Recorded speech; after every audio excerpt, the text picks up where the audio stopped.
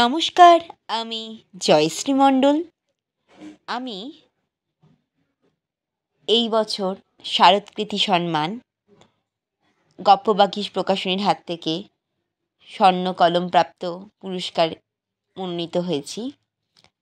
ধন্যবাদান্তে সকল ওখানকার গপ্পবাগীশ প্রকাশনীর সদস্যবৃন্দ, সাথে আমার প্রিয় অঙ্কিতা দিদিভাইকে আমাকে এই প্ল্যাটফর্মটাতে নিয়ে যাওয়ার জন্য। সাথে রয়েছে আমার পরিবার পরিজন, আমার আত্মীয় স্বজন, আমার প্রিয়জন, আমার প্রাণের জীবনসঙ্গী, যার অনুপ্রেরণায় আজকে এতটাই অনুপ্রাণিত হয়ে এই প্ল্যাটফর্মে সাক্ষী হয়ে একটি মুহূর্তে দাঁড়াতে পেরেছি। আমি চিরকৃতজ্ঞ এনাদের কাছে। তো আমার প্রথম অনেক কবিতার বই আমি পত্রিকাতে লিখেছি। আমি প্রতিলিপি অ্যাপসেও কবিতা আমার পাবেন আপনারা। আমার প্রথম জীবনে লেখবন্ধন প্রকাশনীর হাত ধরে কলমের প্রস্ফুটিত কথা আমার একক একটি বই রয়েছে। সেখানে কলম হচ্ছে আমার সন্তান, আমি হচ্ছে তার মা। এই ব্যাখ্যা নিয়ে আমার কবিতা লেখা। তারপর আমি বিভিন্ন প্রকাশনীর হাত ধরে বিভিন্নভাবে বিভিন্ন জায়গা থেকে আমি অনেক অ্যাওয়ার্ড পাই। তো 2025 সালে আমি দুটো অ্যাওয়ার্ড পাই। একটা হচ্ছে গপ্পবাগীশ প্রকাশনীর হাত ধরে স্বর্ণকলম প্রাপ্তি, আর একটি হচ্ছে ওনাদেরই একটি বই ভালোবাসার ছায়াপথে পত্রিকা থেকে একটি কবিতায় প্রাপ্তির নেশা মারাত্মক নেশা আমার লেখা 13 নম্বর পৃষ্ঠায় আপনারা পেয়ে যাবেন। ওইখান থেকেও আমাকে অ্যাওয়ার্ড দেওয়া হয়। তো আমার সত্যি লাইফে এইটাই হচ্ছিল জীবনে একটা অনুতৃপ্তি বলতে গেলে।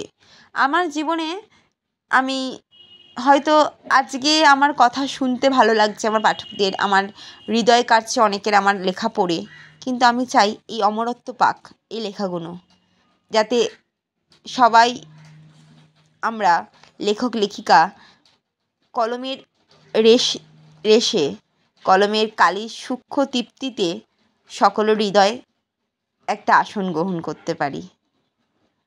খুব ভালো একটি মুহূর্ত শেয়ার করলাম সকলের সম্মুখে। প্রত্যেকটি ছবি আপলোড করলাম।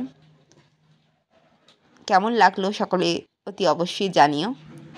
আর এখানে প্রত্যেকটি স্বনামধন্য লেখক লেখিকা শিল্পীদের সত্যি কথা বলতে গেলে বঙ্গগৌরব সম্মান থেকে আরম্ভ করে স্বর্ণকলম প্রাপ্ত পুরস্কার আরও অনেক কিছু এখানে আয়োজন ছিল। এই আয়োজিত সবাই যে স্টেজটা আপনারা দেখলেন, মোহিত মৈত্র মঞ্চে আমাদের হয়েছিল,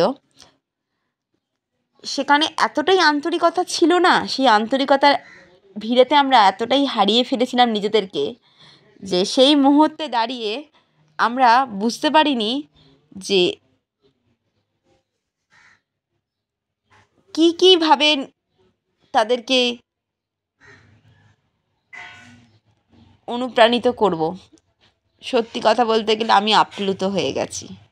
ধন্যবাদ আরও একবার সকল সদস্যবৃন্দ, সকল দলবদ্ধ মানুষজনকে, আমার স্নেহপরায়ণ শুভাকাঙ্ক্ষীদের। ধন্যবাদ অঙ্কিতা দি, তোমাকে আরও একবার। সত্যি তুমি না থাকলে আমি এতটা আনন্দের সাথে এই পুরস্কারে মনোনীত হতে পারতাম না। ভালো থাকবে সকলে, সকলের স্বপ্ন পূরণ হোক।